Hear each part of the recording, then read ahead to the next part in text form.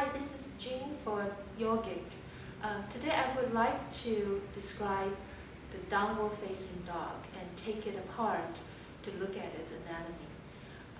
First, I would suggest for those people who has problem on their wrist, they don't like to bear weight, a nice modification is to use a couch or wall and just come down into a vertical, like 90-degree bend from your belly, and stretch your arms straight, and make sure you're pushing your thighs backwards and elongate your tailbone. Make sure your spine is straight, your belly and your lower rib are tucked in, and your head can relax or just maintain a straight line along the spine. And for those who can bear weight on your wrist, we will come to the mat. First, I'd like to talk about position of the hands.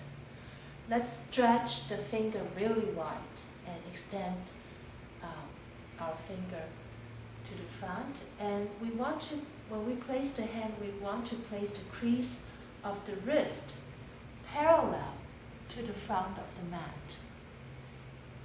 It doesn't matter whether your middle finger is straight. It depends on the structure of each individual's hand. It may not be straight. And the distance between your two palms are the distance of your shoulder. And now we have everything placed correctly. Next thing is to transfer our weight to our hands. When we transfer our weight to our hands, we don't want it to just rest on our wrist. Rather, we want the weight to transfer through our knuckle to our fingers. Our wrist almost can lift up. And it's like there's a little empty space in the middle of your palm.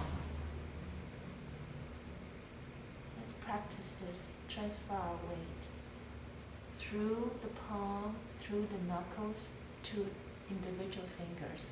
And if you have a strong finger, you can even push the tip of a finger in like a claw.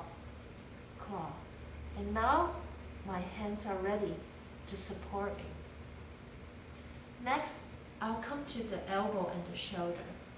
For the elbow, there are two schools of thoughts. One is the eyes of the elbows should parallel each other. And the other school, they suggest that you rotate the eyes of the elbow to the front of the mat. And let's experience this in our body, see what happens in this rotation.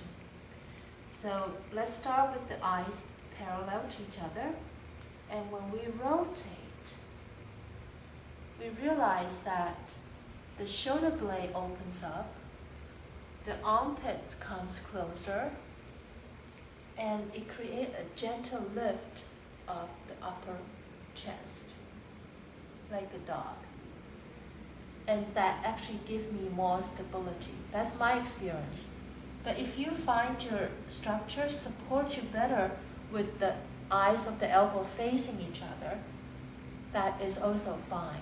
And in this position, you want to make sure your shoulder is relaxed and stretched away from your wrist, and also your shoulder blade opens up. Okay? Next, we want you to tuck our toes at the back and lift up our hip. Again, the feet are hip-waist apart. And when we lift up, we push our tailbone all the way to the back. But we don't want to drop the belly like this. Rather, we want to tuck the navel and the lower rib cage towards the spine. Almost like holding a banda in your stomach. Tight, and then reach again the tailbone to the back. And now you have a straight spine. Next, we come to our thigh. We can shake it up if this is your first downward facing dog of the day, to loosen up your hamstring. And you'll try to push the thigh backwards and also rotate inward towards your inner thigh and straighten, try to straighten. Your knee would not lock, it's straight but not locked out. And finally, when everything's ready, you would try to bring your heel down to the mat. And your head can just hang gently down and your gaze to looking towards your navel. But you don't have to strain it if it doesn't go that far, it's okay. And the shoulder, the area between your two shoulder blades is soft. And focus on the lift of your tailbone.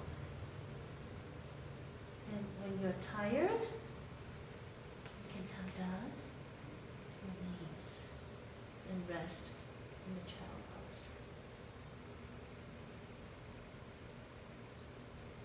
And then bring your hands up. Now you're a happy dog. There are more